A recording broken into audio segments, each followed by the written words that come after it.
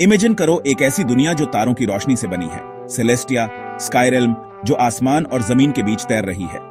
हजारों सालों तक वहां के लोग एक प्योर लाइट और एंशिएंट मैजिक की बैरियर से प्रोटेक्टेड रहे, नीचे के कैओस से अछूते। उनकी शांति हमेशा रहने वाली लग रही थी, जब तक कि एक दिन वो टूट नहीं गई। लेजेंड्स इसे ग्रेट शैटरिंग कहते हैं, एक ऐसी तबाही जिसने रियलिटी को फाड़ दिया। किसी को नहीं पता इसका असली कारण क्या था, सेलेस्टियल वॉर, धोखा या कॉस्मिक इंबैलेंस, लेकिन रिजल्ट क्लियर था। सेलेस्टिया की बैरियर टूट गई और किंगडम बिखर गया, जिसके टुकड़े स्काई शार्ड्स दुनिया पर बारिश की तरह गिरे। ये शार्ड्स मैजिक और मेमोरी से भरे हुए हर जगह एम्बेड हो गए, जिससे जमीन बदल गई और नेचर के रूल्स फिर से लिखे गए। सेलेस्टिया के गिरने से एक दुनिया खत्म हो गई और जबरदस्ती दूसरी दुनिया का जन्म हुआ, जहां हेवन की पावर एक कर्स बन गई। स्काई शार्ड्स अल्टीमेट प्राइज बन गए। जिन लोगों ने उनके साथ बॉन्ड बनाया, शार्ड बियरर्स, उन्हें गॉडलाइक पावर मिली, लेकिन एक भयानक कीमत पर। जमीन करप्ट हो गई, सोसाइटी फ्रैक्चर्ड हो गई और सेलेस्टिया का सपना एक बुरे सपने में बदल गया।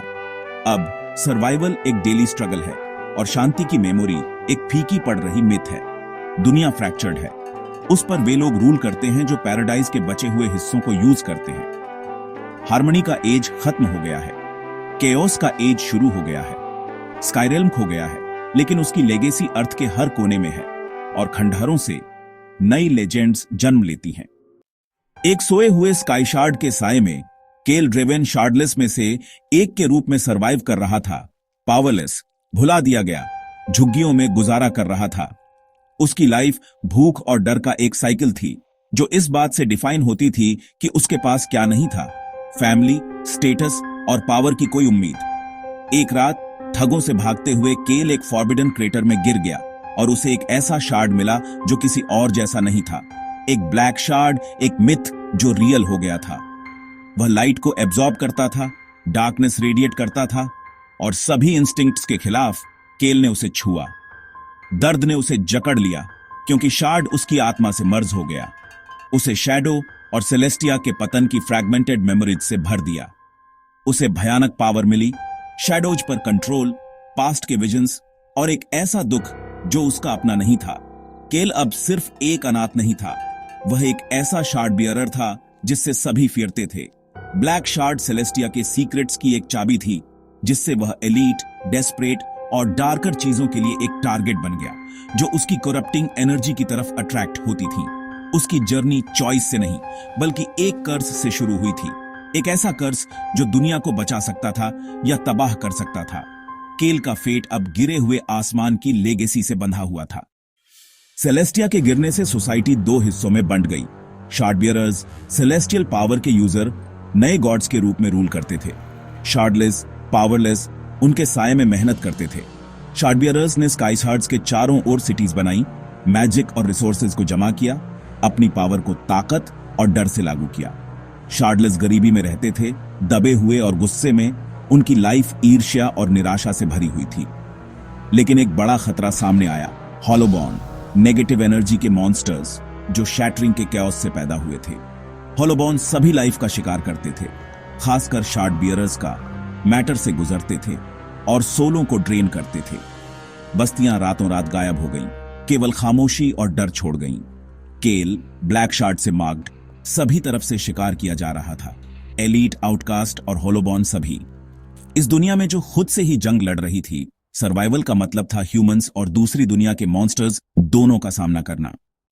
ब्लैक शार्ड सिर्फ पावर से बढ़कर था, यह मेमोरीज का एक जेल था। केल को सेलेस्टिया की ब्यूटी और उसके हिंसक अंत के विजन्स आते रहते थे। शैटरिंग को किसी और की आंखों से फिर से जीता था। शार्ड की पावर का हर यूज उसे इन मेमोरीज को चैनलाइज करने पर मजबूर करता था। सही गुस्सा, निराशा, डेस्परेट रिजॉल्व, जिससे उसकी एबिलिटीज अनस्टेबल और डेंजरस हो जाती थी। अगर उसने कंट्रोल खो दिया तो शार्ड की कॉन्शियसनेस उसे कंज्यूम करने की धमकी देती थी। फिर भी ये मेमोरीज क्लूज थी, एक छिपे हुए हिस्ट्री के टुकड़े, सेलेस्टिया के पतन के पीछे एक कॉन्स्पिरेसी। शार्ड सिर्फ एक वेपन नहीं था, बल्कि सच्चाई की एक चाबी थी। केल का बर्डन सर्वाइव करना था और ऐसे सीक्रेट्स को उजागर करना था जिन्हें पावरफुल लोग दबाने के लिए जान भी ले सकते थे। हर विजन उसे यह समझने के करीब लाता था कि आसमान क्यों गिरा था। पास्ट मरा नहीं था, वह उसके अंदर जिंदा था, जस्टिस की मांग कर रहा था। एक एंशिएंट प्रोफेसी ने ब्रेकर के आने की भविष्यवाणी की थी, एक आउटकास्ट जो डिसॉल्व करने की पावर रखता था, न कि क्रिएट करने की। कुछ लोग ब्रेकर को एक सेवियर के रूप में देखते थे, जो शार्ड बियरर्स के करप्ट रूल को तोड़ने और बैलेंस रिस्टोर करने के लिए डेस्टिन्ड था। दूसरे एक अपोकैलिप्स से फेरते थे। ब्रेकर एक डिस्ट्रॉयर के रूप में रियलिटी को ही खत्म कर रहा था। एलीट ने प्रोफेसी को एक वेपन के रूप में यूज किया, किसी भी ऐसे व्यक्ति का शिकार करते थे जो उसके डिस्क्रिप्शन में फिट होता था। जैसे जैसे केल की लेजेंड बढ़ी, फुसफुसाहटें उसके पीछे आने लगी। क्या वह सेवियर था या डिस्ट्रॉयर? उसकी ओरिजिन्स, उसकी पावर और ब्लैक शार्ड सभी प्रोफेसी के साइन से मैच करते थे। लाखों लोगों की उम्मीदें और डर उस पर दबाव डाल रहे थे। केल ने कभी इस डेस्टिनी के लिए नहीं कहा था, लेकिन दुनिया ने उससे एक साइड चुनने की मांग की। फेट का वजन अब उसका सबसे बड़ा बर्डन था। शार्ड बियरर की पावर का अल्टीमेट सिंबल शार्ड ब्लेड था, एक वेपन जो उनकी आत्मा और स्काई शार्ड के साथ उनके बॉन्ड से बनाया गया था। हर ब्लेड यूनिक था, बियरर की विल और शार्ड के नेचर से शेप्ड फायर, आइस लाइट या कुछ और स्ट्रेंथ्स। शार्ड ब्लेड को बुलाना फोकस और कन्विक्शन का एक एक्ट था, वेपन वेल्डर के एसेंस को रिफ्लेक्ट करता था। केल के ब्लैक शार्ड ने उसे कोई सिंपल एलिमेंट नहीं दिया, बल्कि शैडो और मेमोरी पर डोमिनियन दिया। हताशा में उसने शिफ्टिंग डार्कनेस का एक ब्लेड बुलाया, एक वेपन जो लाइट को पीता था और दुख से गूंजता था। उसका शार्ड ब्लेड विक्टिम के शार्ड से कनेक्शन तोड़ सकता था और होलोबॉन्ड को मार सकता था, लेकिन इसे यूज करने से शार्ड की सबसे पेननाक मेमोरीज सामने आ जाती थी। ब्लेड उसका सबसे बड़ा वेपन और उसका सबसे बड़ा खतरा दोनों था। हर यूज के साथ उसकी सैनिटी को खतरा था। यह उसके कर्ज का एक सिंबल था, ट्रेजेडी से पैदा हुई पावर मॉन्स्टर्स से लड़ने में सक्षम, लेकिन हमेशा अपने यूजर को कंज्यूम करने की धमकी देती थी। केल का स्ट्रगल सिर्फ दुश्मनों से नहीं था, बल्कि अंदर की डार्कनेस से भी था। हर लड़ाई विल और सोल का एक टेस्ट थी।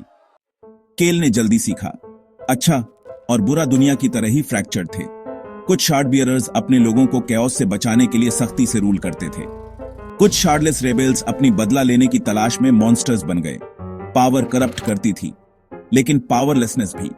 केल की अपनी पावर उसे आसान बेरहम सॉल्यूशंस के साथ टेम्पर्ड करती थी, कंपैशन को सर्वाइवल के लिए छोड़ने के लिए फुसफुसाती थी।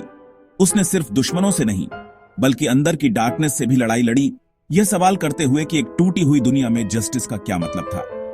क्या यह बदला था, ऑनर्डर था या कुछ नया? हर चॉइस ने उसके कोड को शेप दिया। यह डिफाइन किया कि वह एक हीरो, एक विलेन या कुछ बीच का बनेगा।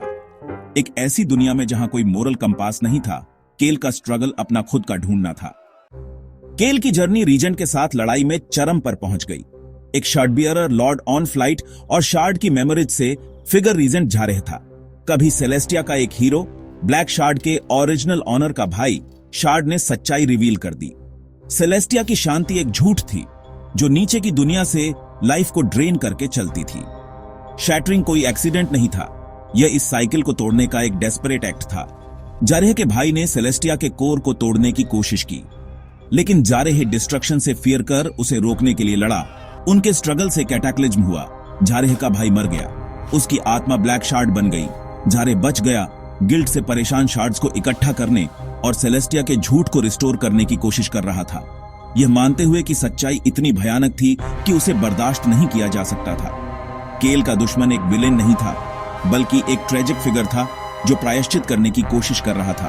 केल ने जो कर्स उठाया था वह एक शहीद की लेगेसी थी, जो दोनों दुनिया को फ्री करने के लिए मर गया था। हीरो और विलेन के बीच की लाइनें मिट गई थीं। केल के पास अब एक भाई की आत्मा थी और दूसरे की लेगेसी का सामना कर रहा था। सच्चाई ने वह सब कुछ तोड़ दिया जो वह जानता था। केल डेस्टिनी के चौराहे पर खड़ा था। दो दुनिया का फेट उसके हाथों में था। एक रास्ता जारेह को सेलेस्टिया को रिस्टोर करने में हेल्प करना, ओन ऑर्डर लाना, लेकिन एक खूबसूरत झूठ को बनाए रखना। दूसरा ब्रेकर की लेगेसी को अपनाना, बचे हुए स्काई शार्ड्स को तोड़ना और दुनिया को फ्री करना, कैओस और डिस्ट्रक्शन के रिस्क पर।